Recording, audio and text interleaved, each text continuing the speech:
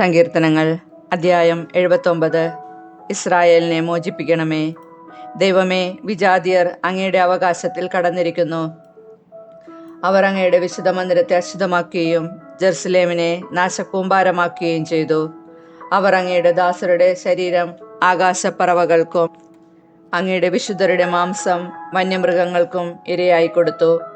അവരുടെ രക്തം ജലം പോലെ ഒഴുക്കി. അവരെ സംസ്കരിക്കാൻ ആരുമുണ്ടായിരുന്നില്ല. ഞങ്ങൾ അയൽക്കാർക്ക് നിന്ദാപാത്രമായി.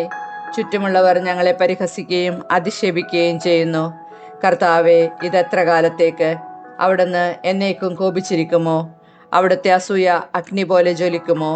അങ്ങേ അറിയാത്ത ജനതകളുടെ മേലും അങ്ങയുടെ നാമം വിളിച്ചപേക്ഷിക്കാത്ത ജനപദങ്ങളുടെ മേലും അങ്ങ് കോപം ചൊരിയണമേ. അവർ യാക്കോബിനെ വിഴുങ്ങിക്കളയുകയും അവൻ്റെ വാസസ്ഥലം ശൂന്യമാക്കുകയും ചെയ്തു. ഞങ്ങളുടെ പൂർവികന്മാരുടെ അകൃത്യങ്ങൾ ഞങ്ങൾക്കെതിരായി ഓർക്കരുതേ. അങ്ങയുടെ കൃപ അതിവേഗം ഞങ്ങളുടെ മേൽ ചൊരിയണമേ. ഞങ്ങൾ തീർത്തും നിലം പറ്റിയിരിക്കുന്നു. ഞങ്ങളുടെ രക്ഷയായ ദൈവമേ, അങ്ങയുടെ നാമത്തിൻ്റെ മഹത്വത്തെ പ്രതി ഞങ്ങളെ സഹായിക്കണമേ. അങ്ങയുടെ നാമത്തെ പ്രതി ഞങ്ങളെ മോചിപ്പിക്കുകയും ഞങ്ങളുടെ പാപങ്ങൾ പൊറുക്കുകയും ചെയ്യണമേ. അവരുടെ ദൈവം എവിടെയെന്ന് ജനതകൾ ചോദിക്കാൻ ഇടയാക്കുന്നതെന്തിന്? അങ്ങയുടെ ദാസരുടെ രക്തം ചിന്തിയതിന് അങ്ങ് ജനതകളോട് പ്രതികാരം ചെയ്യുന്നത് കാണാൻ ഞങ്ങൾക്കിടയാക്കണമേ. ബന്ധിതരുടെ ഞരക്കം അങ്ങയുടെ സന്നിധിയിൽ എത്തട്ടെ. വിധിക്കപ്പെട്ടവരെ അങ്ങയുടെ ശക്തി രക്ഷിക്കട്ടെ. കർത്താവേ, ഞങ്ങളുടെ അയൽക്കാർ അങ്ങയെ നിന്ദിച്ചതിന് 7 ഇരട്ടിയായി പകരം ചെയ്യണമേ. അപ്പോൾ അങ്ങയുടെ ജനമായ ഞങ്ങൾ, അങ്ങയുടെ മേച്ചിൽപ്പുറങ്ങളിലെ ആടുകൾ എന്നേക്കും അങ്ങേക്ക് കൃതജ്ഞത അർപ്പിക്കും. തലമുറകളോളം ഞങ്ങൾ അങ്ങയുടെ സ്തുതികൾ ആലപിക്കും. അധ്യായം 80. ഞങ്ങളെ പുനരുദ്ധരിക്കണമേ. ഇസ്രായേലിൻ്റെ ഇടയനെ, ആട്ടിൻകൂട്ടത്തെ പോലെ ജോസഫിനെ നയിക്കുന്നവനെ ചെവിക്കൊള്ളണമേ. കെരൂബുകളിന്മേൽ വസിക്കുന്നവനെ പ്രകാശിക്കണമേ. എഫ്രായിമിനും ബെഞ്ചമിനും മനാസയ്ക്കും അങ്ങയെ തന്നെ വെളിപ്പെടുത്തണമേ. ഉണർന്ന ശക്തിയോടെ ഞങ്ങളെ രക്ഷിക്കാൻ വരേണമേ. ദൈവമേ, ഞങ്ങളെ പുനരുദ്ധരിക്കണമേ. അങ്ങയുടെ മുഖം പ്രകാശിക്കുകയും ഞങ്ങൾ രക്ഷപ്പെടുകയും ചെയ്യട്ടെ. സൈന്യങ്ങളുടെ ദൈവമായ കർത്താവേ, അങ്ങയുടെ ജനത്തിൻ്റെ പ്രാർത്ഥനകൾ എത്ര നാൾ അങ്ങ് കേൾക്കാതിരിക്കും? അങ്ങ് അവർക്ക് ദുഃഖം ആഹാരമായി നൽകി. അവരെ അളവില്ലാതെ കണ്ണീർ കുടിപ്പിച്ചു. അങ്ങ് ഞങ്ങളെ അയൽക്കാർക്ക് നിന്ദാപാത്രമാക്കി. ഞങ്ങളുടെ ശത്രുക്കൾ പരിഹസിച്ചു ചിരിക്കുന്നു. സൈന്യങ്ങളുടെ ദൈവമായ കർത്താവേ, ഞങ്ങളെ പുനരുദ്ധരിക്കണമേ. അങ്ങയുടെ മുഖം പ്രകാശിക്കുകയും ഞങ്ങൾ രക്ഷപ്പെടുകയും ചെയ്യട്ടെ. ഈജിപ്തിൽ നിന്ന് അവിടുന്ന് ഒരു മുന്തിരിവള്ളി കൊണ്ടുവന്നു. ജനതകളെ പുറത്താക്കി അത് നട്ടുപിടിപ്പിച്ചു. അവിടുന്ന് അതിനുവേണ്ടി തടമൊരുക്കി. അത് വേരൂന്നി വളർന്നു. ദേശം മുഴുവനും പടർന്നു. അതിൻ്റെ തണൽ കൊണ്ട് പർവ്വതങ്ങളും അതിൻ്റെ ശാഖകൾ കൊണ്ട് കൂറ്റൻ ദേവദാരുക്കളും മൂടി.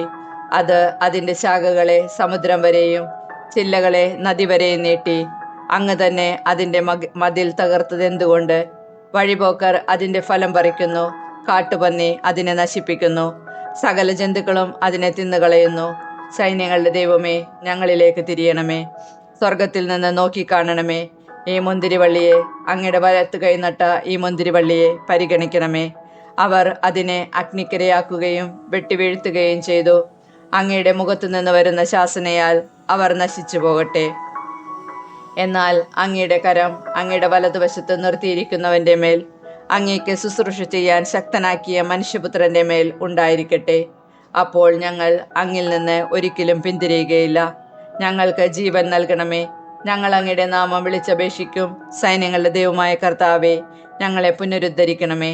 അങ്ങയുടെ മുഖം പ്രകാശിക്കുകയും ഞങ്ങൾ രക്ഷപ്പെടുകയും ചെയ്യട്ടെ. സങ്കീർത്തനങ്ങൾ അധ്യായം 81. ഉത്സവഗാനം. നമ്മുടെ ശക്തി കേന്ദ്രമായ ദൈവത്തെ ഉച്ചത്തിൽ പാടിപ്പുകഴ്ത്തുവിൻ.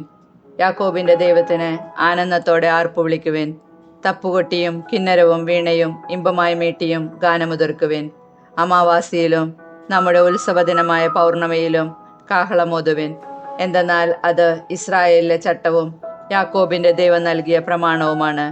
ഈജിപ്തിലേക്ക് തിരിച്ചപ്പോൾ ജോസഫിനും അവിടുന്ന് ഈ നിയമം നൽകി. അപരിചിതമായ ഒരു ശബ്ദം ഞാൻ കേൾക്കുന്നു. ഞാൻ നിന്റെ തോളിൽ നിന്ന് ഭാരമിറക്കി വച്ചു.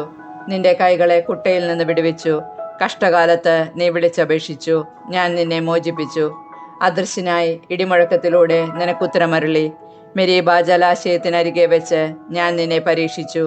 എൻ്റെ ജനമേ, ഞാൻ മുന്നറിയിപ്പ് നൽകുമ്പോൾ ശ്രദ്ധിച്ചു കേൾക്കുക. ഇസ്രായേലെ, നീ എൻ്റെ വാക്ക് കേട്ടിരുന്നെങ്കിൽ നിങ്ങളുടെ ഇടയിൽ അന്യദൈവം ഉണ്ടാകരുത്. ഒരന്യദൈവത്തെയും നീ വണങ്ങരുത്.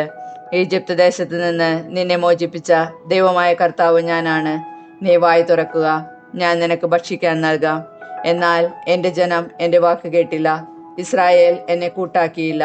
അതിനാൽ അവർ തന്നിഷ്ടപ്രകാരം നടക്കാൻ ഞാൻ അവരെ അവരുടെ ഹൃദയകാഠിന്യത്തിന് വിട്ടുകൊടുത്തു.